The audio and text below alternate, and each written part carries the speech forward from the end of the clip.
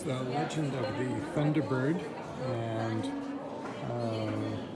I find this quite interesting. The great chief Nama Quayalis, also known as the Only One, warned individuals of the Great Flood, used a Thunderbird,